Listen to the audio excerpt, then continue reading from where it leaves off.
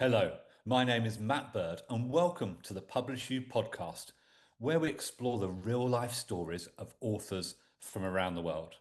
Today, I'm joined by Chris Cartwright from Cardiff in Wales, who has had a book published called The Revivalist.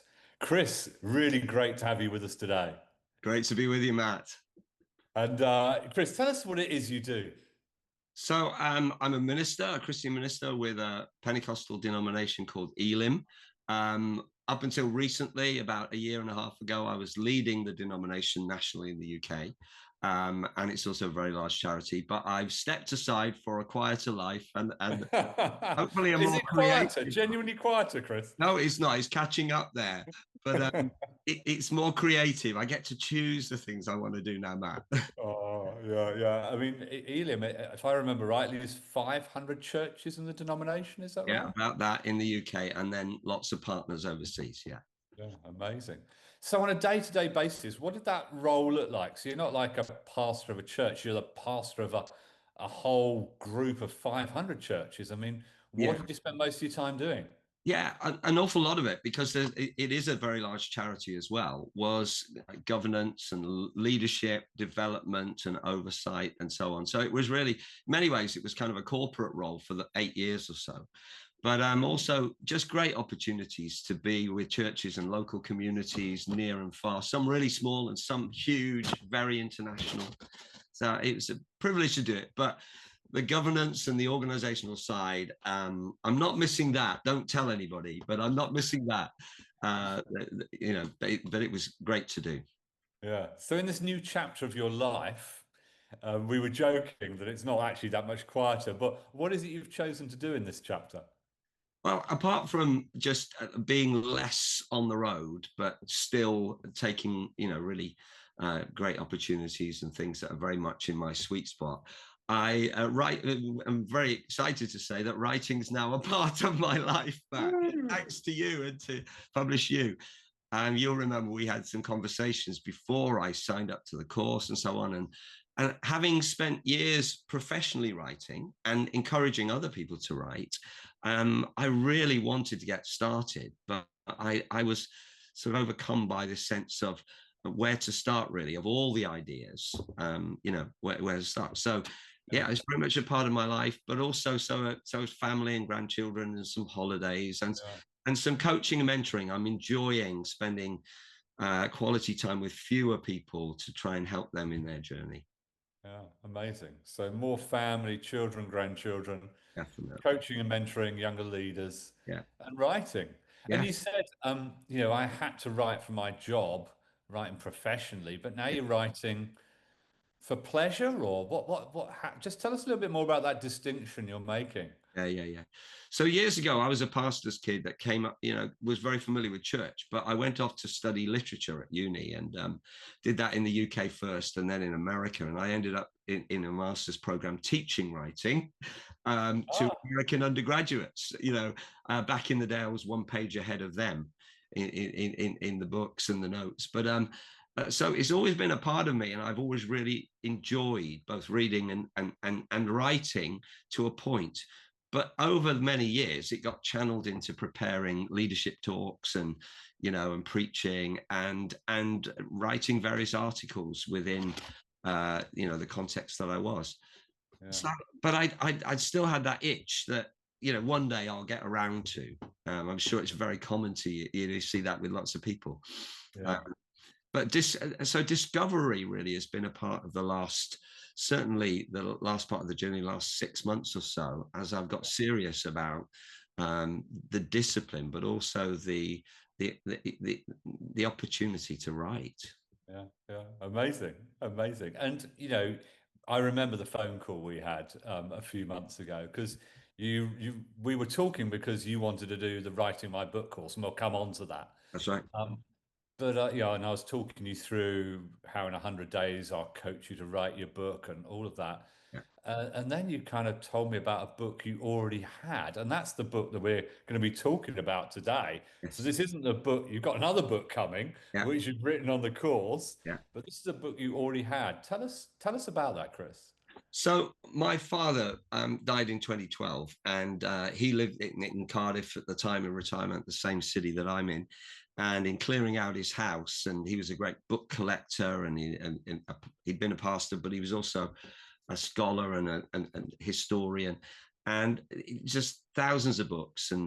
But in the midst of that, I found a typewritten manuscript of a book on a Welsh preacher that was very renowned, certainly in our kind of sphere of churches, as an evangelist and as somebody that traveled the world from the mines of Wales to the world with the Christian message. And Dad had been beavering away at this, and there were various floppy disks back then. Remember those? Floppy disks? Oh my goodness. But I didn't have a complete copy. And I just was so busy. I just family life and work. I filed it away and thought one day. And that's what we began talking about. And I remember that conversation because you didn't nail me in a bad way, but in a really positive way. Tell me about that, you said. And by the end of that phone call, it allowed me the opportunity to think fresh about that, and to suddenly get really excited about the possibility of releasing that. There was going to be some work to do, but that turned the focus for me in a remarkable way. An unforgettable phone call, and it's so helpful. So I was off writing on the course in the autumn, but also in parallel, kind of curating and bringing together this book that is now called The Revivalist, on the life of a man called Stephen Jeffries. Yeah, there we go. Written by your father. Yeah. I mean, what a beautiful, beautiful thing, and a wonderful honor, to him and your memory of him. I mean, do the family know? Do they know what's coming? I mean, what are people saying? They kind of do know. They know, and they remember him, as and they would always joke within the family that he was sort of obsessive about this interest in. He wasn't a detectorist with a metal detector, but he would go and find old stuff, archives. He founded a bunch of archives and that are in college libraries now. But so it was a matter of fun in the family, but also great respect, and they were very proud of him. So we're thrilled as a family that this is going to come out, and people will have the opportunity to read, his final labors on something that he was really an expert on, but really passionate about as well. So yeah, excited. Amazing. Amazing. So your father, Desmond, wrote this book that you've called The Revivalist, about the life of Steve Jeffries. Just, give us a little glimmer into Steve Jeffries. You said he was from Wales, and he worked in the mines and went to the world. Just give us a little inkling, a little pen picture of him and maybe something he did. So back at the beginning of the 1900s, there was what was known as a revival in Wales in 1904-05, and Wales, that had always been very spiritual, and kind of religious, with chapels on every corner, had this extraordinary 2-year period where loads of people came to very active faith in Christ. Lots of the songs that they sing in the rugby stadium in Wales, they're not doing so well at the moment, but when they do, it's marked by that Welsh Revival in 1904-05. Stephen Jeffries was a miner, and he became a very, very, he had an encounter in his life with Jesus, and he became a very active follower, and it changed his life, transformed him. And just a little while later, he was invited to go to a little Welsh chapel to speak, and he found really not well-educated miner. He just found that he felt God really gave him something to say. He was very humble, self-effacing, but there were such extraordinary things happening in those meetings that the people in this little village called Cumturk asked him to stay. And so he went on for about a week and a half, and by then he was risking losing his job. And so he had this decision point. Do I stay? And they were seeing hundreds coming from other valleys to these meetings, and accepting Christ in terms of a meaningful way in their life. But also some healings began to happen in the meetings, which was not on anybody's script, and he was so astonished but he felt it was a turning point. He was 39 years of age, and he talked with his wife and said, I've got to stay, I've got to keep going. So he never went back to the mine to work after 28 years or so of working in the mines. And it was a turning point. And from that moment on, he just began to travel and at times stay in one place, sharing this message that he thought was one of great faith, hope, but rather than just a head message, it was a heart message. And so what we find diving back into it is all these remarkable stories of places he went, and this consistent kind of witness and stories of healing and strange miracles as well. So we're trying to put that together in the book to tell about this lesser known figure, even in Welsh life, you know, that had an impact on nations and cities. Yeah, beautiful. And now the book, your father's book, Desmond Cartwright, now it's published. How do you feel, Chris? I feel really excited. Two things. I remember when we were on the writing course, I keep going back to that, but you were talking to us about the motivation, different motivations that people have for writing. And I'm probably, out of the various motivations that you identified, could at various times have probably written with a number of those. But what stood out to me at the time was very clearly that my dad's manuscript, bringing that to a book, was a legacy project. It was something where I felt not a burden or even a duty, but suddenly it's like the lights went on. This is something that has the possibility of really encouraging others. And just as Stephen Jeffries was somebody said that he wasn't just an inspirational character, he was an igniter. So he wouldn't just inspire, he'd ignite something in the lives of people that he was close to. And so I began to find that as I went over this manuscript and working on it for a book, that there was a story to tell that was about more than just my dad and the work that he'd done, or more than just Stephen.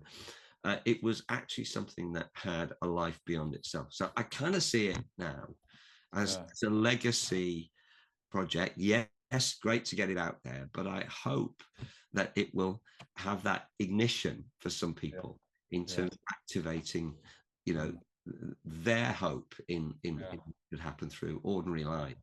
Yeah. Wonderful. And Chris, you know, we live in the time-space continuum, don't we? Yeah. And as people of faith, we believe in heaven, and your dad Desmond is in eternity. Yeah. So if you imagine with me for a moment that your father was seeing and hearing all that's going on in heaven, outside of the time-space continuum. Wow. How do you think he would feel about the publication of this book?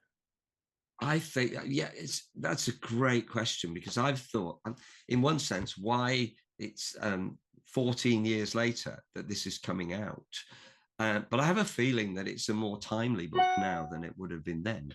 You know, we are hearing an awful lot about the decline of faith and Christian faith in Western countries, but all of a sudden, the last couple of years, there's been a surprising turn in that story, that we're finding people that probably seem the furthest away from Christian faith getting curious again, and seeking to discover, you know, is there something in this? Is there some hope in challenging times, difficult times, really turbulent times for every society, every community, every nation? So I think he would be really, really excited that there is something of a consistent message that you know, we believe in a God who comes to real people in real places, going through real stuff. It's not artificial. It's not easy. It's not just about an ideology or a system of beliefs. It's actually about hearts responding to a God that loves them. So I think my dad would be really excited about that. I think he'd be surprised by the acceleration of events, but remain this rock solid confidence in a God who breaks in through ordinary people. It's not superstars that carry this. It's ordinary folk that are going through real stuff. Yeah. And if I may, Chris, to coin the words of another father to their son, your father Desmond is saying, "You're my beloved son, and in you I'm really pleased." Well, thank you for that. I think it's a beautiful thing, what you've done to honour your father, and just to see this generational continuum of faith and activation, of faith. It's really beautiful. So Well, thank you so much. thank you. And you've mentioned a few times the Writing My Book course. I mean, you said, you're finishing off your dad's book in parallel to doing the Writing My Book course and writing your own book, which we'll talk about a little bit more another time. But for Chris, as you wrote your own book, what did you find to be the obstacle for you as you were crafting your own words? I think it was, I've had years in public speaking as well, and I'm an over talker, Matt, self-confessed. And I found the discipline of accountability, the opportunity to go on a journey with others in a learning community, really, that was fantastic. And for me, I think the moment you press the starting pistol, you've fired, go. Right, next period of weeks, working at that, not because I had to, but because I felt it was really significant to and important for me. And so sifting, again, the whole way of discovering what you think, what you believe, what you feel you have to say, and then having a process that was not pressuring, but encouraging to get to something that was a workable result. Amazing, brilliant. It's one of the best things I've ever done. Wow. And what's the title of that book, Chris? It may be a working title. Yeah, it's a working title. It has a similar flavor in terms of revival. I'm trying to look at, I've called it at the moment Revival Days, but I think that might get to be more of a chapter. What happens if we step into places where people feel that they have had an encounter with God, a community, a church, an area, and they reignite, they come alive. Revival, it's an interesting word, isn't it? A compound word, where actually it means come alive again. So looking at some revivals and looking at what's happening now, where people are coming alive again to the possibility that there's a God who loves them and wants to give them powerful living. So I'm delving into that bit. I've had lots of experience of talking to people that have been in those kind of situations and trying to line up, what do we do with that? Is it just fantasy? Is it just kind of, a kind of a hype? Or is there something there where actually we can be on the front foot, leaning into the world we live in with hope and courageously and meaning what we say we believe? So that's where I am with that. And that's great. It's great. It sounds like there's real continuity actually from what your dad has written and what you're writing. Hopefully, yeah. So, well, thank you, Chris. We look forward to your book to follow on from your dad's book. And thank you all for listening to the PublishU podcast featuring the real life stories of authors from around the world. If you're interested in becoming an author like Chris, do please visit our website, www.publishu.com, publishu.com. And if you enjoyed this broadcast, make sure you subscribe for more. Thank you so much for joining us, and goodbye for now. Bye.